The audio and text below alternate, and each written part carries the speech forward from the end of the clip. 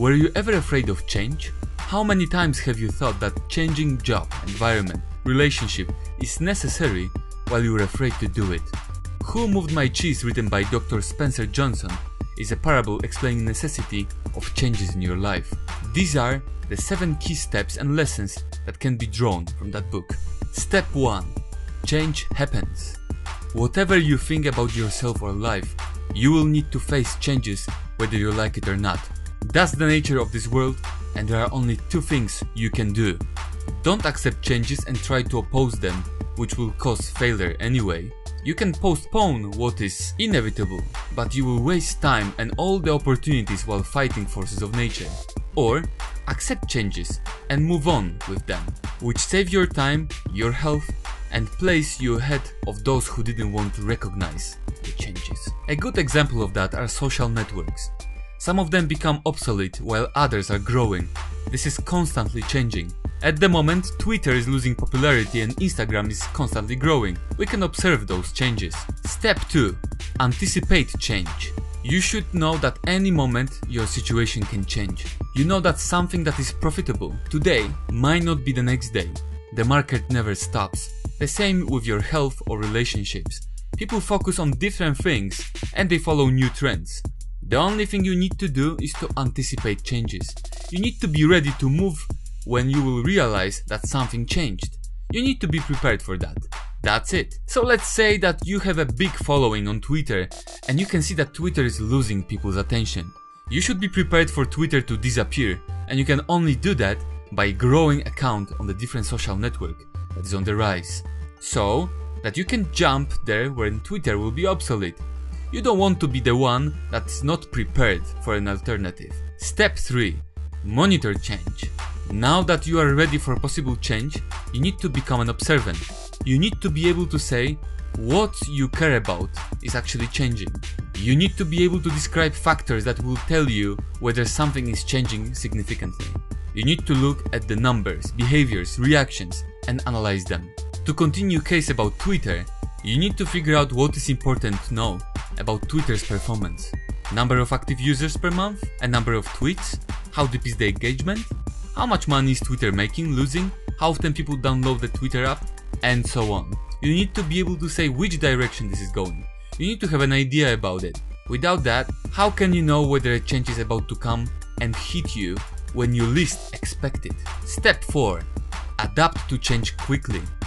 When everything in the world is telling you that change is the fact, don't wait to adjust.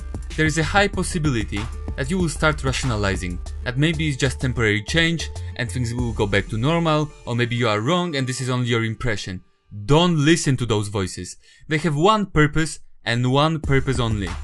Keep you in your damn warm, comfortable comfort zone.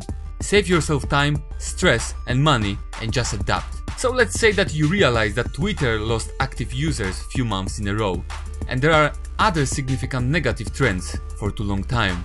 You need to make decisions and make the full transition to the other social network and focus 90% of your efforts right there. Do it as quickly as this is possible from the moment you realize what is going on. The longer you wait, the harder it will be to make that leap. Step 5. Change. Just do it!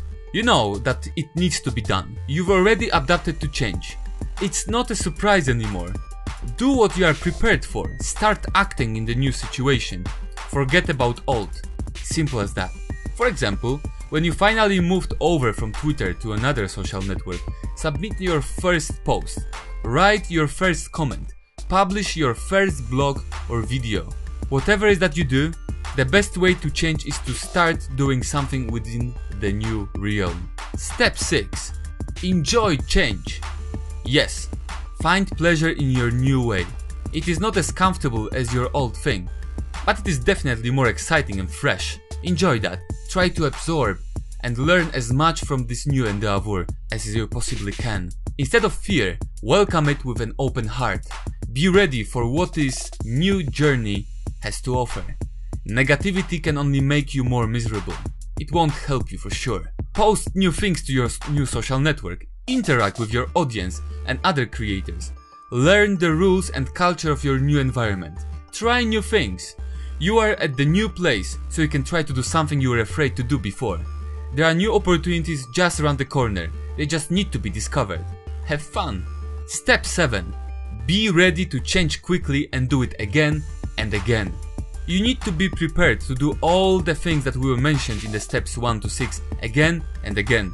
You need to be smart about it and realize that you will face changes numerous times during your life, in different areas of your life. It doesn't matter what kind of change you are dealing with.